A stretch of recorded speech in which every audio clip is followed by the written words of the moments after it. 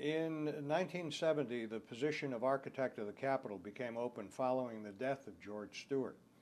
Tell us about how you became the next architect of the Capitol. I believe the American Institute of Architects and Daniel Patrick Moynihan and President Nixon were all involved in that decision.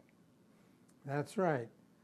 Well, as I said earlier, having gone to law school, and I had written a paper when I was in law school. I was on the law review because I was a good student. And the good students generally get on the law review, which is a written document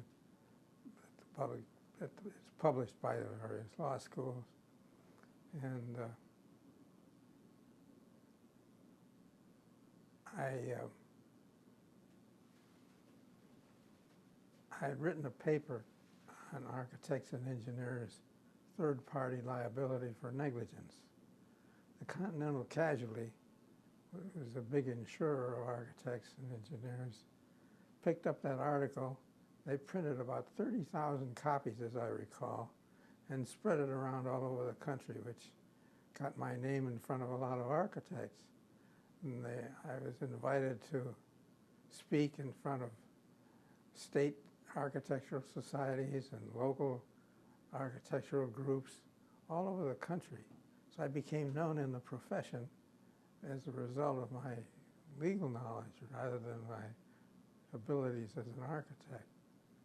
And that's how it developed.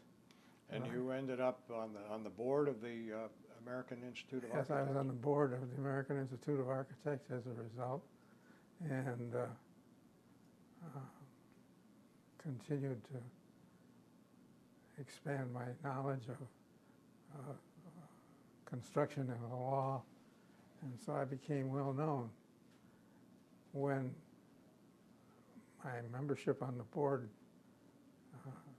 seemed to persuade some other people that I should do something more, I was asked, as I said, to had an unopposed nomination to become the president of the American Institute of Architects. Well, that's a very prestigious thing and still is, and that's what brought me into the Now, at that time, you had a choice to make of whether to continue on in that progression to become the president of the American Institute of Architects or take the position of architect of the Capitol. That's right. What made you choose architect of the Capitol?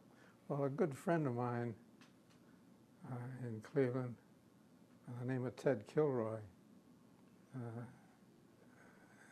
discussed the situation with me at my request, and he said, "George, tell me the names of the last 5 presidents of the American Institute of Architects."